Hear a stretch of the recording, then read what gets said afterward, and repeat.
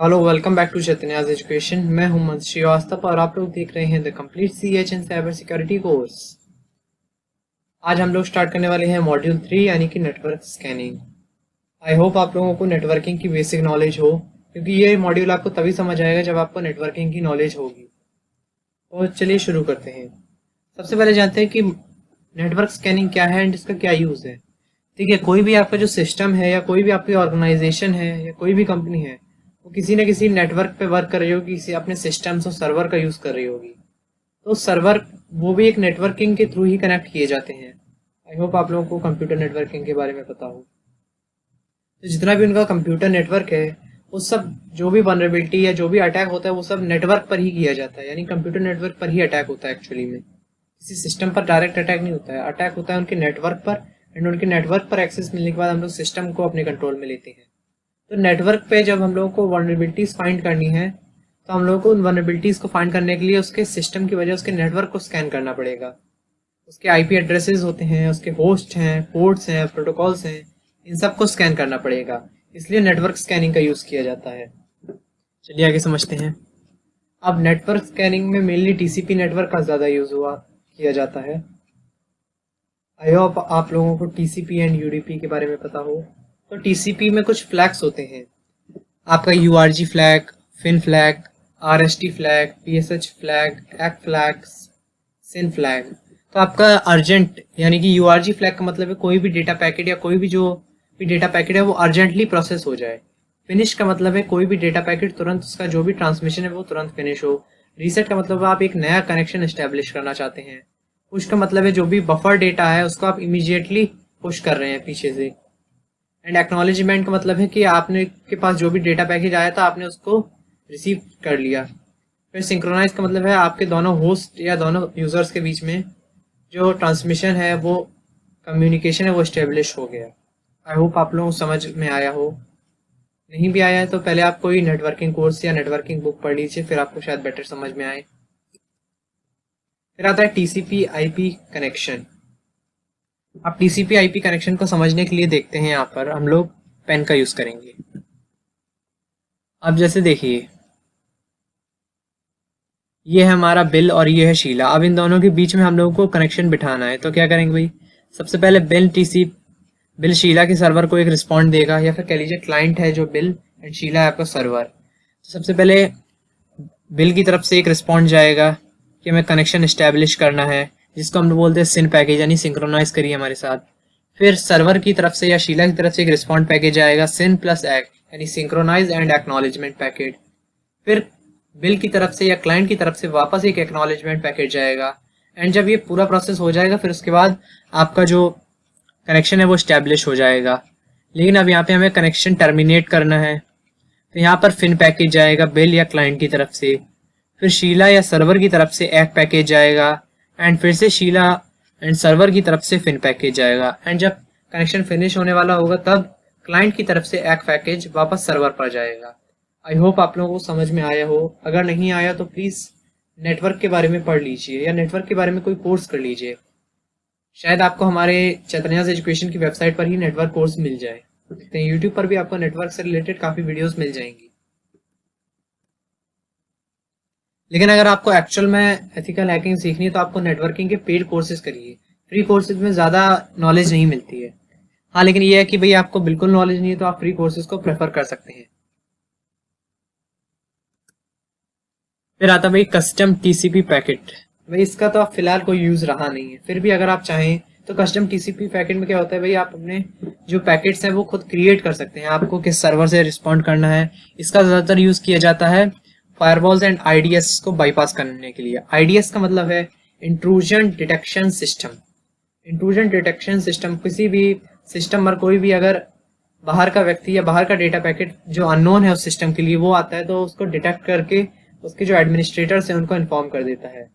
इसको बाईपास करने के लिए यूज़ किया जाता है कस्टम टीसीपी पैकेट का। लेकिन आप जितने भी आपके आईडीएस एंड फायरवॉल्स हैं वो सब एडवांस लेवल के हैं एंड उनको आप बाईपास करना इतना आसान नहीं है, तो इसका कोई फ़ायदा नहीं रहा अब। फिर आता है आईसीएमपी स्कैनिंग। आईसीएमपी का मतलब है इंटरनेट कंट्रोल मैसेज प्रोटोकॉल। जब भी आपका किसी भी सर्वर पर कोई भी एरर आ जाता है या किसी भी वेबसाइट पर आप जाते हैं वहां पे कोई भी एरर आता है, for example error 404 web page is not available, ऐसा कोई भी एरर आता है, ये आता है आईसीएमपी प्रोटोकॉल की वजह से कि भाई वो आईसीएमपी आपको रिप्लाई दे देती है कि भाई इसमें प्रॉब्लम है, तो आप इसको थोड़ी देर बाद या फिर जो भी प्रॉब्लम सॉल्व होगी उसके बाद आप इसको कर सकते हैं। आईसीएमपी से आप किसी भी सिस्टम को चेक कर सकते हैं भाई वो सिस्टम लाइव है या नहीं। इसके लिए आप पिंग कमांड का भी यूज कर सकते हैं। इसकी वीडियो आपको प्रैक्टिकल सेक्शन में मिल जाएगी। फिर आता है पिंग स्वीप। देखिए, एक कंपनी के पास सिर्फ एक कंप्यूटर है, दो कंप्यूटर तो होंगे नहीं, तो उसके पास कई सारे कंप्यूटर्स हैं एंड कई सारे कंप्यूटर का एक ही राउटर है या एक या दो राउटर्स हैं, तो उन सब राउटर्स में अलग अलग कंप्यूटर, अलग अलग सिस्टम के अलग अलग आईपी एड्रेस होंगे। तो आप एक बार में सब सिस्टम्स को स्कैन करने के लिए यूज कर सकते हैं पिंग स्वीप कमांड को। फिर ये पिंग स्वीप के कुछ टूल्स हैं, angry IP scanner, solar winds. लेकिन अगर आपको नेटवर्क स्कैनिंग का सबसे बेस्ट टूल अगर आपको कोई चाहिए है जो एक ही टूल हो और सब काम कर दे, वो है आपका एनमैप। एनमैप का फुल फॉर्म है वर्क मैपर। एनमैप से रिलेटेड आपको पूरी वीडियोस प्रैक्टिकल सेक्शन में मिल जाएंगी। फिर ये कुछ और पिंग स्वीप के टूल्स हैं जिनको यूज करना अगर आप चाहें तो कर सकते हैं, नहीं चाहें तो ना करें। फिर आपका आता है SSDP स्कैनिंग। SSDP का मतलब है सिंपल सर्विस डिस्कवरी प्रोटोकॉल। ये प्रोटोकॉल यूज की जाती है universal plug and play devices के लिए। आपका वेब कैम है, आपके डिजिटल वीडियो कैम्स हैं, डिजिटल सीसीटीवी कैम्स हैं, यानी कि जो भी आप कंप्यूटर में एडिशनली अपने सिस्टम में एडिशनल एप्लायंसेस का यूज करते हैं, उन सबको UPnP प्रोटोकॉल के थ्रू कनेक्ट किया जाता है, यानी कि यूनिवर्सल प्लग एंड प्ले। लेकिन इन डिवाइसेस में क्या होती है, वनरेबिलिटी फाइंड आसानी से हो सकती है, बफर ओवरफ्लो या डॉस वनरेबिलिटी इसमें आसानी से फाइंड हो सकती है। लेकिन अगर किसी भी कंपनी के सिस्टम में ऐसी वनरेबिलिटी है तो आप उसको आराम से अटैक कर सकते हैं। फिर आता है भाई स्कैनिंग इन IP वर्जन 6 नेटवर्क। देखिए भाई, IP वर्जन 6 एक अलग वर्जन है IP का। IP वर्जन 4 नॉर्मली यूज किया जाता है, लेकिन IP वर्जन 6 में जितने भी आपकी फायरवॉल्स वगैरह हैं वो IP वर्जन 6 अभी उतना कह लीजिए बेटर नहीं है जितना IP वर्जन 4 के लिए सिक्योरिटी है, क्योंकि IP वर्जन 6 में काफ़ी वनरेबिलिटीज फाइंड हो सकती हैं। इसलिए कई कंपनीज IP वर्जन 6 की बजाय अभी भी IP वर्जन 4 को यूज़ कर रही हैं। लेकिन फ्यूचर में या कुछ टाइम बाद अराउंड 2050 या उसके बाद IP वर्जन 6 का ही यूज़ होगा। IP वर्जन 4 तब तक ख़त्म हो चुका होगा। आप यहाँ पर बाकी स्लाइड्स में कुछ लाइंस दी गई हैं, इनको पढ़िए, इनको समझिए एंड आपको नेटवर्क के बारे में नॉलेज होनी चाहिए इनको समझने के लिए। फिर भाई अभी मैंने एनमैप की बात की तो लीजिए एनमैप आ गया, ये CH का खुद प्रेफर कर रहा है। अब एनमैप देख लीजिए आप क्या। भाई एनमैप क्या है ये समझते हैं। एनमैप का फुल फॉर्म है नेटवर्क मैपर। ये नेटवर्क को स्कैन करने के लिए, नेटवर्क पे वनरेबिलिटी फाइंड करने के लिए, नेटवर्क से रिलेटेड आपको जो भी काम है हर वो काम आपका एनमैप टूल कर सकता है। फिर ये कुछ और टूल्स हैं, hping3, hping2। अब hping3 यूज होता है, 2 तो आई थिंक कम ही लोग यूज करते हैं या बंद ही हो चुका है। इसका भी यूज किया जा सकता है। ये आप इसको nmap का ऑल्टरनेटिव कह सकते हैं, लेकिन यह कि इसके साथ अगर आपको और भी कई टूल्स का यूज करना पड़ेगा। फिर भाई ये hping के कुछ कमांड्स हैं, अगर आप hping यूज करना चाहते हैं तो इन कमांड्स को देख लीजिए एंड आपको जो nmap के कमांड्स हैं वो सब प्रैक्टिकल सेक्शन में मिल जाएंगे। फिर बात करते हैं स्कैनिंग टेक्निक्स की। तो स्कैनिंग टेक्निक्स के लिए हम लोगों को वापस पेन अनेबल करना होगा। तो स्कैनिंग टेक्निक्स में देखिए भाई, नेटवर्क या कह लीजिए प्रोटोकॉल्स 2 टाइप्स की हैं, एक तो TCP, एक UDP, user datagram protocol, transmission control protocol. तो UDP पे आपका सिर्फ एक ही तरीका है भाई, वो है UDP स्कैनिंग।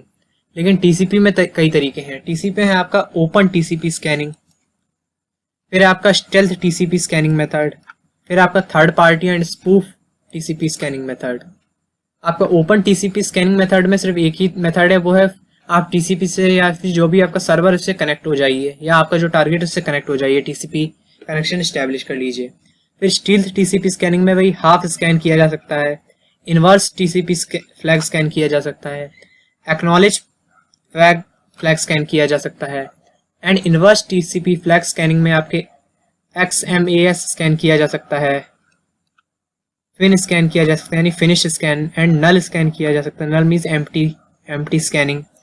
एंड आपका थर्ड पार्टी एंड स्पूफ में हो सकता है कि आप IP हेडर चेंज कर या फिर स्पूफ IP का यूज कर सकते हैं।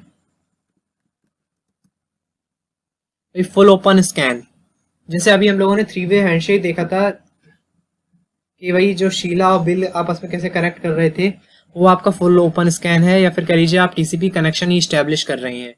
चलिए टीसीपी कनेक्शन को समझते हैं फिर से। अटैकर अटैकर ने सिन पैकेज भेजा टारगेट को या सर्वर को, फिर टारगेट और सर्वर ने वापस भेज दिया सिन एक्ट पैकेज, फिर अटैकर ने एक्ट पैकेज भेजा एंड अटैकर ने रीसेट पैकेज भेज दिया, लेकिन सर्वर की तरफ से कोई रिस्पॉन्ड नहीं आया। जिसका मतलब है कि जो पोर्ट या जिस भी पोर्ट पर आप स्कैन कर रहे हैं वो पोर्ट ओपन है। एंड दूसरा स्कैन रिजल्ट अगर क्लोज है तो भाई आपने भेजा सिन पैकेज, लेकिन टारगेट ने भेज दिया रीसेट पैकेज। जिसका मतलब है भाई जो आपका पोर्ट था, आपको पोर्ट्स के बारे में पता होगा, पोर्ट 80, 443, अलग अलग टीसीपी एंड यूडीपी पोर्ट्स हैं, उनके बारे में आपको नॉलेज होनी चाहिए। तो इसमें कोई सा भी पोर्ट आपने यूज किया यहाँ पे, इसलिए पोर्ट का नंबर n लिखा हुआ है। आप जिस भी पोर्ट का यूज करें तो वो पोर्ट यहाँ पर क्लोज है, तो उसका रिस्पॉन्ड आ जाएगा reset package. Half open scan. अब देखिए नॉर्मली क्या है भाई, बिल और शीला फिर से आ गए हैं यहाँ पे, फिर से समझते हैं। नॉर्मली जो आपका फुल स्कैन था या टीसीपी कनेक्शन था, उसमें जो सिन पैकेज गया था वो गया, सिन पैकेज यहाँ पे पोर्ट 80 के थ्रू जा रहा है, सिन पैकेज गया, वापस सर्वर की तरफ से आया सिन प्लस एक्नॉलेजमेंट पैकेज। लेकिन यहाँ पर जो जाना चाहिए था वो जाना चाहिए था एक्ट पैकेज, लेकिन यहाँ पर एक्ट पैकेज की जगह आरएसटी पैकेज भेज दिया गया, यानी रीसेट पैकेज भेज दिया गया। इसका मतलब है पोर्ट ओपन है। अगर सिन एंड पैकेज वापस आ रहा है आपको रिप्लाई में, तो इसका मतलब पोर्ट ओपन है। एंड फिर आता है आपका पोर्ट क्लोज है, तब क्या रिस्पॉन्ड आएगा। पोर्ट क्लोज है तो भाई आपने सिन पैकेज भेजा, आपको वापस में रीसेट पैकेज मिल गया, यहीं पे खत्म। अगर पोर्ट कहीं भी क्लोज है तो आपको रेस्ट पैकेज या रीसेट पैकेज ही मिल जाएगा। फिर भाई इनवर्स टीसीपी स्कैन, इसको समझते हैं। देखिए जब भी पोर्ट या फिर कह लीजिए जो नॉर्मल टीसीपी स्कैन है, उसमें जाता है SYN package, acknowledgement package and finish package. लेकिन अब इसमें क्या हो रहा है, इसमें उल्टे जा रहे हैं, सब कुछ इन्वर्सली जा रहा है। इन्वर्स का मतलब ही है अपोजिट। तो यहाँ पर इन्वर्सली फिन पैकेज जा रहा है, अर्जेंट पैकेज जा रहा है, पुश पैकेज जा रहा है।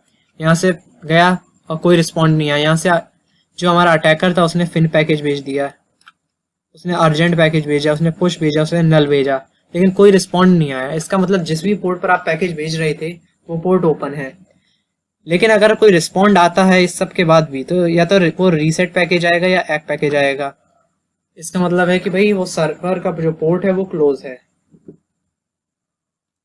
इसीलिए कहा था कि इसमें नेटवर्किंग की नॉलेज जरूरी है, क्योंकि ये जितनी भी हैकिंग है वो सब नेटवर्क बेस्ड पर ही होती है। फिर आता है भाई आपका XMAS स्कैन। चलिए फिर से समझते हैं इसको। देखिए भाई XMAS स्कैन में आप भाई जो भी पैकेज भेज रहे हैं वो अलग है। पहले हम लोग एक एक पैर के पैकेज भेज रहे थे, अब आपका फिन पैकेज, अर्जेंट पैकेज और पुश पैकेज एक साथ जाएगा। एंड अगर पोर्ट ओपन होता है तो आपको वापस कोई रिस्पॉन्स नहीं आने वाला है, लेकिन अगर पोर्ट क्लोज होता है तो आपको रीसेट पैकेज रिस्पॉन्ड में मिलेगा। ये सब आपको प्रैक्टिकल वीडियोस में ज़्यादा समझ आएगा, एंड अगर आपको नेटवर्किंग की नॉलेज है तो आपको थ्योरेटिकल वीडियो में ही समझ आ जाएगा। फिर आता है भैया यूडीपी स्कैन। आप लोगों ने टीसीपी का मतलब पढ़ा होगा, TCP transmission control protocol, UDP user datagram protocol. अब यहाँ पे अटैकर थे, अटैकर, और ये रहा सर्वर हमारा। ये है भाई अटैकर, ये है भाई सर्वर। तो भाई अटैकर ने क्या किया, भाई अटैकर ने मैसेज नहीं दिया जाएगा, यहाँ पर दिया जाएगा पैकेट। लेकिन फिर भी आपकी अंडरस्टैंडिंग के लिए यहाँ पर मैसेज है, are you open on UDP port 49। Server का रिस्पॉन्स क्या आया, नो रिस्पॉन्सिव पोर्ट ओपन, यानी कि अगर पोर्ट ओपन है तो कोई रिस्पॉन्स नहीं आएगा। एंड अगर पोर्ट ओपन नहीं है तो क्या आएगा भाई, if port close then ICMP port unreachable message, यानी कि आपको एरर मैसेज शो हो जाएगा। एंड यूडीपी पोर्ट ओपन या यूडीपी में आप ये समझ लीजिए, जैसे टीसीपी में 3-वे हैंडशेक होता था, यूडीपी में कोई हैंडशेक नहीं है। यूडीपी में डायरेक्ट कनेक्शन एस्टेब्लिश होता है। एंड जितने भी आपके स्पाईवेयर, ट्रोजन हॉर्सेस है, वो सब यूडीपी पैकेजेस का ही यूज करते हैं एंड यूडीपी पोर्ट्स का ही यूज करते हैं। फिर आता भाई ICMP echo scan. ICMP echo scan को आप डायरेक्टली इसकी जगह पिंग स्कैन का भी यूज कर सकते हैं। पिंग भाई लाइव सिस्टम चेक करने के लिए यूज किया जाता है।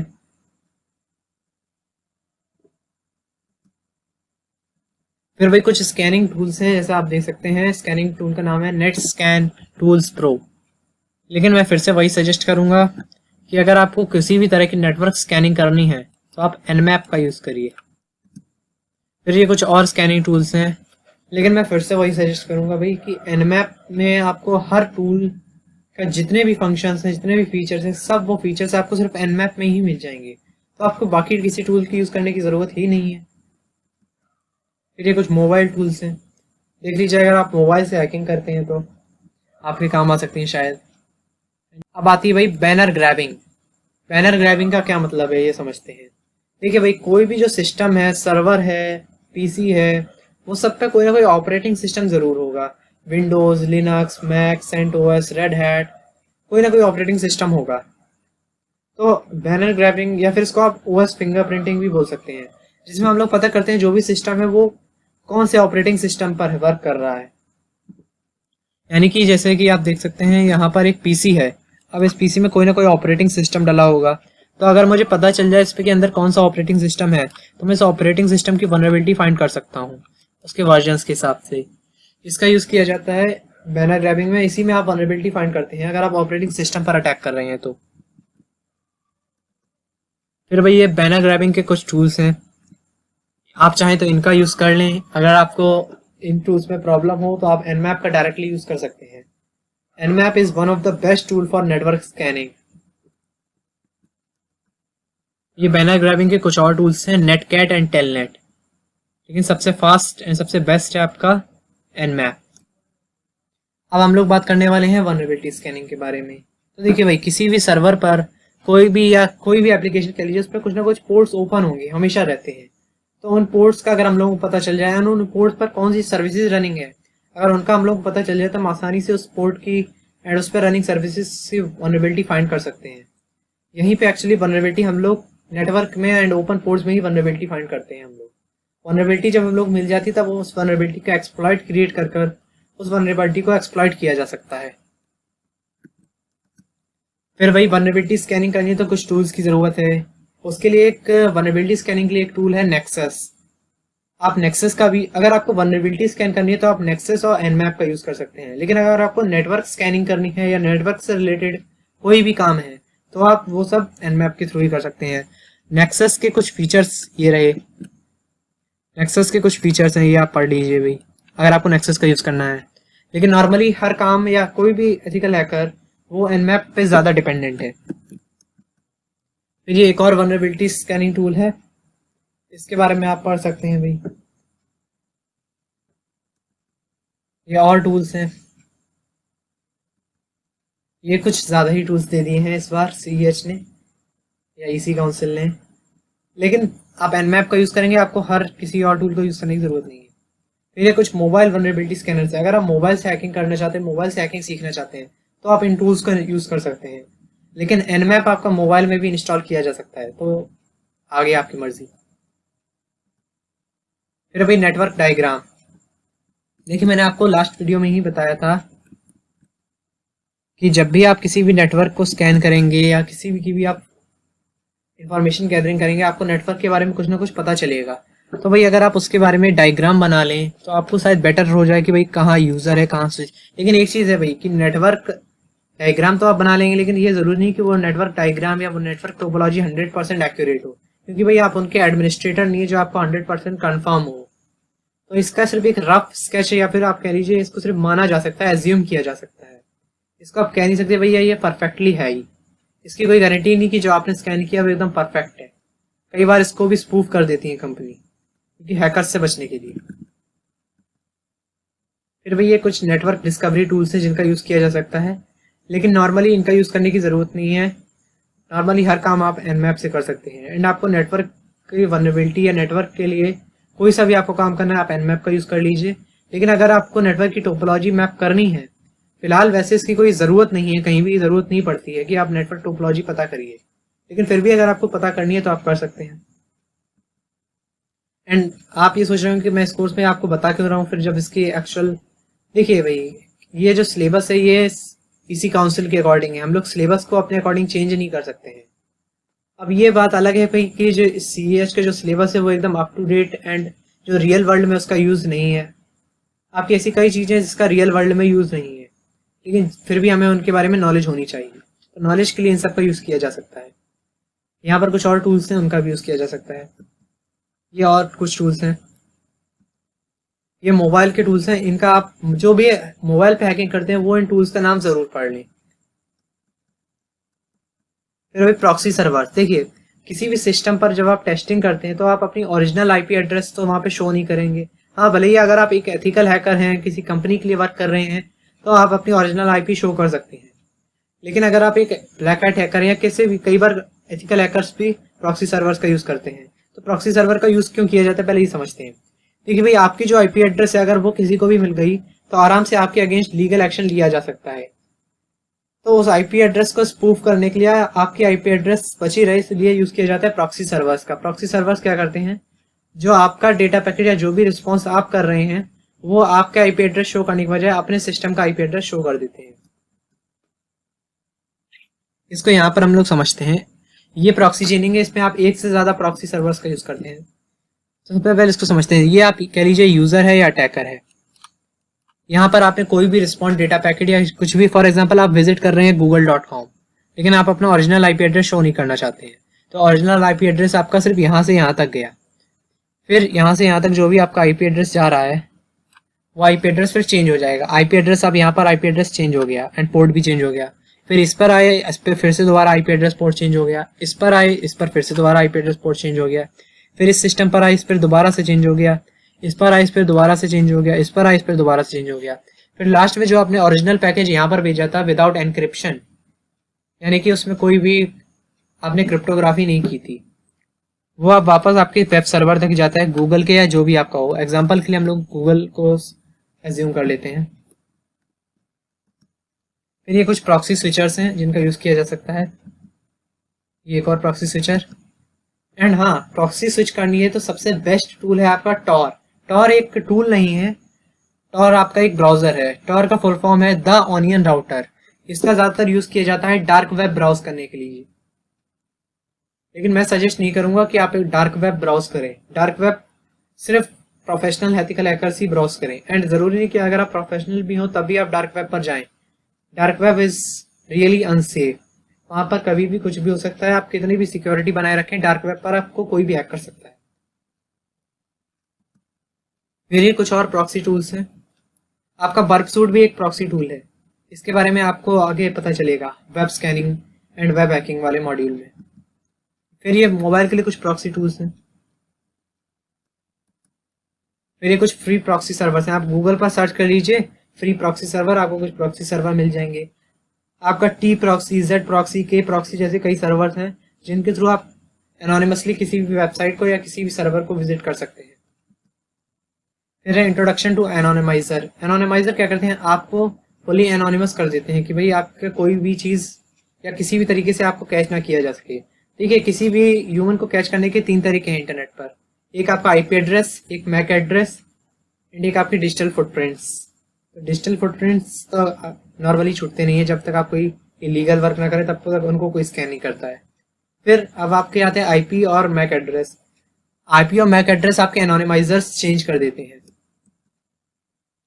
आईपी एड्रेस और एनोनिमाइजर्स या फिर आप मैक एड्रेस के लिए आप यूज कर सकते हैं टेल्स। टेल्स कोई टूल नहीं है, ये एक ऑपरेटिंग सिस्टम है।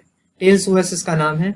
इसको आप डाउनलोड कर सकते हैं एंड इसको आप चाहें अपने पीसी में, लैपटॉप में, VMware या वर्चुअल बॉक्स में इंस्टॉल कर लीजिए, या फिर आप इसको लाइव पेन ड्राइव में यूज कर सकते हैं, या फिर आप डायरेक्ट इसको अपने पीसी में या लैपटॉप में फिजिकली भी इंस्टॉल कर सकते हैं। फिर ये एक और प्रॉक्सी टूल है, लेकिन इसका यूज प्रॉक्सी के लिए कम और गूगल पे ब्राउजर्स पे कुकीज आइडेंटिफाई करने के लिए ज़्यादा यूज़ किया जाता है, लेकिन इसका आप कोई यूज़ नहीं है। फिर ये आपके कुछ और एनोनिमाइजर्स हैं, प्रॉक्सीफाई, अलग अलग आप देख सकते हैं। फिर ये कुछ मोबाइल के लिए प्रॉक्सी टूल्स हैं, ऑरबॉट, ओपन डोर, अलग अलग टूल्स आते रहते हैं। फिर आता है आपका स्पूफिंग आईपी एड्रेस, इसको समझते हैं। ठीक है भाई, स्पूफिंग का मतलब क्या है पहले ये समझते हैं। आपका जो ओरिजिनल आईपी एड्रेस था उसकी बजाय आप किसी और आईपी एड्रेस पर वर्क करने लगे। मतलब क्या है भाई, फॉर एग्जांपल आपका आईपी एड्रेस था 5555 या फिर कह लीजिए 5.5.5.5, लेकिन आपने आईपी एड्रेस स्पूफ कर दिया कि मेरा ये आईपी एड्रेस शो ना हो किसी को, इसकी बजाय शो हो जाए 7.7.7.7। इसके लिए आप यूज कर सकते हैं hping 2 या hping 3 का, लेकिन इसके लिए आप प्रॉक्सी सर्वर्स का भी यूज कर सकते हैं अगर आपको अपनी आईपी स्पूफ करनी है तो।